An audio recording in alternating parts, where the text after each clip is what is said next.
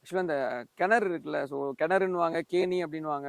So இது வந்து ஒரு மிகப்பெரிய வரலாறே இருக்குங்க இந்த கிணறுக்கு. ஆக்சுவலாக இந்த குட்டி கவுண்டன் ஊர் இருக்குல்ல, இங்கே வந்து இது ஆக்சுவலாக இது பேர் வந்து தண்ணி கிணறு அப்படின்வாங்க. ஏன்னா அந்த காலத்தில் வந்து இந்த குட்டி கவுண்டன் ஊர் ஊரே வந்து இங்கே தான் வந்து தண்ணி எடுத்துகிட்டு போவாங்க. ஏன்னா நான் குழந்தையா இருக்கும்போது எனக்கு நல்லா ஞாபகம் இருக்குது.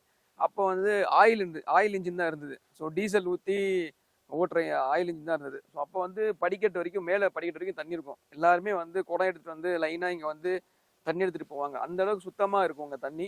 அதனால இது தண்ணி கிணறு அப்படின்னு தான் சொல்லுவாங்க எல்லாருமே. இப்போ கூட இந்த ஊரில் போய் கேட்டால் எல்லாருமே தண்ணி கிணறு அப்படின்வாங்க. அப்படி ஒரு கிணறு வந்து காஞ்சிருச்சா அப்படின்வாங்க. 2007லேருந்து ஒரு 2020 வரைக்கும் வந்து மிகப்பெரிய வறட்சி. இந்த கிருஷ்ணகிரி மாவட்டத்திலேயே வந்து மிகப்பெரிய வறட்சி. அந்த டைமில் முக்கால்வாசி கிணறு, எந்த கிணறுலாம் போர் போட்டு தண்ணி எடுத்த கிணறுமே காஞ்சிருச்சு. ஏன்னா அந்த அளவுக்கான வறட்சி. ஒரு 13 வருஷமா யாருமே விவசாயமே பண்ணலன்னே சொல்லலாம் இந்த ஏரியாவில். ஸோ அந்த மாதிரியான ஒரு வறட்சியை பார்த்த கிணறு தான். இப்போ வந்து ரீசெண்டாக ஒரு 2 வருஷத்துக்கு முன்னாடி நல்லா மழை பெஞ்சதுனால போர் கொஞ்சம் ஓடிட்டு இருக்கு. ஸோ அதனால இந்த கிணத்துல வந்து இப்போ தண்ணி வந்துட்டு இருக்கு. இந்த தண்ணி வந்து இதுல வந்து நிறைய ஒரு 4-5 போகம் நெல் விளைஞ்சிருக்குன்னு வச்சுக்கோங்களேன். ஸோ இப்போ வந்து மாமரத்துக்காக தண்ணி போய் இந்த கிணறு வந்து எப்படி சொல்றதுன்னா, நம்ம அதாவது நல்ல மழை பெஞ்சுது அப்படின்னா, தண்ணி நல்லா இருந்தது அப்படின்னா, நம்ம இங்க இருக்கிற ஒரு 1.5 ஏக்கர் அப்படியே நம்ம யூஸ் பண்ணலாம். நல்லா நெல் வைக்கலாம், டெய்லியுமே நம்ம யூஸ் பண்ணலாம். ஸோ அந்த அளவுக்கு நம்ம இந்த கிணறை வந்து பயன்படுத்தலாம். இங்க இருக்கிற அந்த ஒரு கிட்டத்தட்ட ஒரு 1.5 ஏக்கர் கிட்ட, 2 ஏக்கர் கிட்ட இருக்குன்னு வச்சுக்கோங்களேன். ஸோ நாங்கள் தண்ணி இருந்தப்போ, நல்லா மழை பெஞ்சப்ப அந்த மொத்த நிலமும் வந்து நெல் வச்சிருக்கோம். ஸோ டெய்லியும் தண்ணி வைப்போம், டெய்லியும் தேவையான அளவுக்கு தண்ணி இருக்கும். ஸோ அந்த மாதிரி இருந்த கிணறு தான் நம்ம தாராளமாக வைக்கலாம்.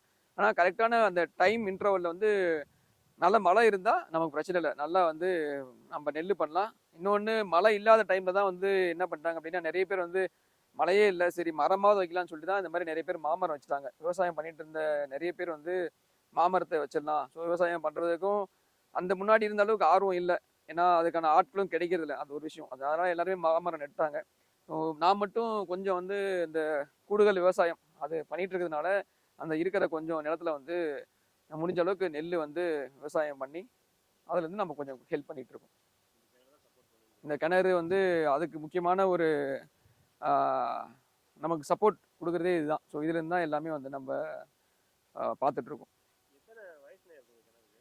இதுக்கெல்லாம் இருக்கும் ஒரு 100 வயசுக்கு மேலே.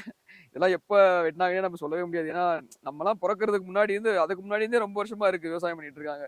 ஸோ இருக்கும், இதெல்லாம் ஒரு 100 வருஷத்துக்கு மேலே இருக்கும் கண்டிப்பாக. தண்ணி கிணறு அப்படின்வாங்க, ஒரு ஊரே இங்கே தான் தண்ணி குடிச்சிருக்கு அப்படின்னா பார்த்துக்கோங்க. அப்போ இதுக்கான வயசு எவ்வளோ இருக்குன்ட்டு. நம்ம கிட்ட பேசினவருக்கு 70 வயசு.